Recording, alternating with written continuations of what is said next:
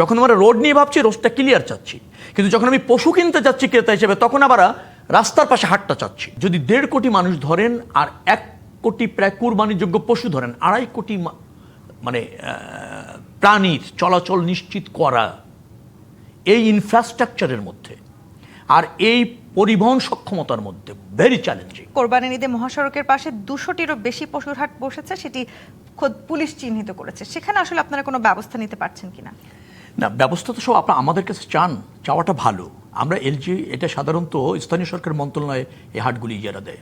আমরা আন্তঃমন্ত্রণালয় মিটিং করে সিদ্ধান্ত নিয়েছিলাম যে হাইওয়ের পাশে আশেপাশেও কোনো পশুর হাট হবে না, এবং পশুর হাট যদি হতে হয় এত দূরে হতে হবে যেখানে হাইওয়ের কাছেও না আসে। এই নির্দেশনা ছিল, স্থানীয় সরকার নিশ্চয়ই সেটা যদি এতগুলি হাট থেকে থাকে তাহলে সেটা তারা নিশ্চয়ই সফল হয়নি, তারা করতে পারেনি। তার মানে প্রশ্নটার জবাব আমাকে দিতে হচ্ছে, যদি আমার মন্ত্রণালয় নয়। খুব ইন্টারেস্টিং কি শোনেন, হাইওয়েতে আছে 23,000 কিলোমিটার রাস্তা, যেটা আমরা তৈরি করি, রক্ষণাবেক্ষণ করি এবং ওই রাস্তায় চলাচলের যানবাহনকে অনুমতি দিই।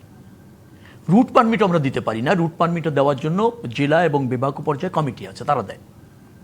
আমরা শুধু গাড়ির ফিটনেস দিই আর রাস্তাটা তৈরি করি। বাট এই রাস্তায় সম্পূর্ণ শৃঙ্খলা প্রতিষ্ঠিত করার জন্য আমাদের নিজস্ব কোনো ফোর্স নেই, ক্ষমতাও নেই। আমাদের হাইওয়ে পুলিশের উপর নির্ভর করতে হয়, স্থানীয় সরকার মন্ত্রণালয়ের উপর নির্ভর করতে হয়। এসপি ডিসি যারা আছেন তারাও মানে আপনার সেন্ট্রাল গভর্নমেন্টের হয়ে স্থানীয় পর্যায়ে কাজ করেন, তাদের দ্বারস্থ হতে হয়।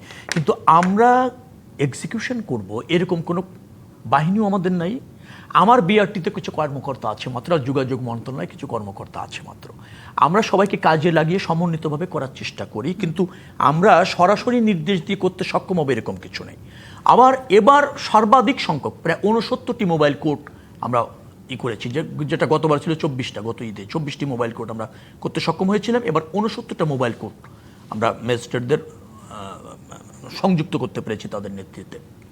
হাইওয়ে পুলিশ অপর্যাপ্ত, তারা চেষ্টা করে সর্বাত্মকভাবে, আমি কথা বলছে তাদের সর্বোচ্চটা দেওয়ার চেষ্টা করছে। কিন্তু পৃথিবীতে আমি জানি না, আমার যতটুকু জানা আছে 2.5 থেকে 3 দিনের মধ্যে যদি 1.5 কোটি মানুষ ধরেন আর 1 কোটি প্রায় কুরবানিযোগ্য পশু ধরেন, 2.5 কোটি মানে প্রাণীর চলাচল নিশ্চিত করা এই ইনফ্রাস্ট্রাকচারের মধ্যে আর এই পরিবহন সক্ষমতার মধ্যে ভেরি চ্যালেঞ্জিং। এখন ব্যবসায় কিছু জায়গা আছে, ওই যে আপনি বললেন হাইওয়ের পাশে হাট চলে আসছে, আর হাইওয়ের পাশে আপনি যান সেখানে আবার সমস্যাটা হচ্ছে যে গরুগুলি আসবে কোথা দিয়ে?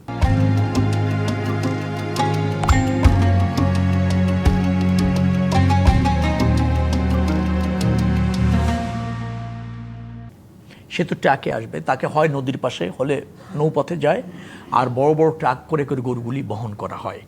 তো তখন আবার বলে যে একবার প্রত্যন্তলে ভিচলে যদি আপনি হাট দেন তাহলে ওখানে গরু নেওয়া সম্ভব না, গরু আনলোড করতে হয়, উঠাতে হয়, নামাতে হয়, আসতে হয়, তো কাছাকাছি একটা জায়গায় থাকতে হবে। আমরা প্রচণ্ডভাবে নিরুৎসাহিত করেছি এবং ইজারা দিতে না করেছি এই ধরনের হাটকে, তারপরও অনেক জায়গায় হয়েছে। এবং রাস্তাটা ক্লিয়ার যদি আপনাকে রাখতে হয়, স্থানীয় প্রশাসন অথবা ধরেন হাইওয়ে পুলিশ ছাড়া ওই রাস্তাটাকে আমি চলাচলের জন্য উন্মুক্ত রাখতে পারছি না। জবাব দিয়ে আমাকে হয়তো করতে হচ্ছে যোগাযোগ মন্ত্রী হিসাবে, কিন্তু ওই জায়গা আমাকে ডিপেন্ড করতে হচ্ছে অন্য মন্ত্রণালয়ে, অন্য সংস্থা বা অন্য কোনো ফোর্সের উপর। এই জায়গায় সমন্বিতভাবে ফাংশন করাটা কোনো কোনো সময় এই প্রশ্নটা একটু করতে চাই, মানে সমন্বয়ের জায়গাটাতে তাহলে মানে এখনো আসলে আমরা পিছিয়ে আছি কিনা?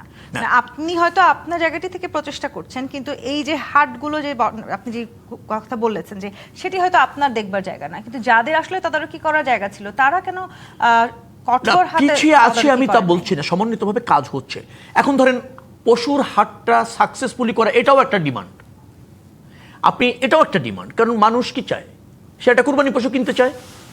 এখন আমি ঢাকা এই অঞ্চলের সমস্ত পশুর হাট বন্ধ করে যদি আপনি নিয়ে যান বসিলার একটা প্রত্যন্ত অঞ্চলে, তখন আপনি আবার পশু কিনতে গিয়ে সাফার করছেন, তখন আপনি এটা আবার অনীহা প্রকাশ করছেন যে আমি তো ভাই একটা পশু কেনার জন্য আমি সেই বসিলা নদী পার হয়ে ওই প্রত্যন্তনে যাবো গ্রামের মধ্যে।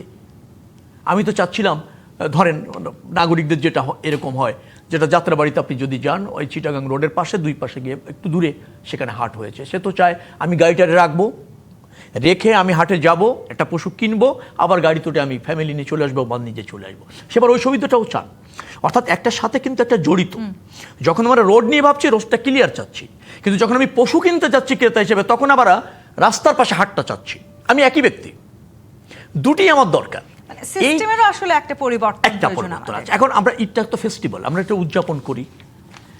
এখন যারা পশু তৈরি করেছেন কুরবানির জন্য, তারাও একটা ভালো জায়গায় ক্রেতাদের কাছাকাছি জায়গায় পশুটা নিয়ে আসতে চায়, সেখানে আনলে সে একটা ভালো প্রাইস পায়, তাকে আবার একটা প্রত্যন্ত অঞ্চলে ঠেলেও দিতে পারছেন না রাস্তা ক্লিয়ার রাখার জন্য।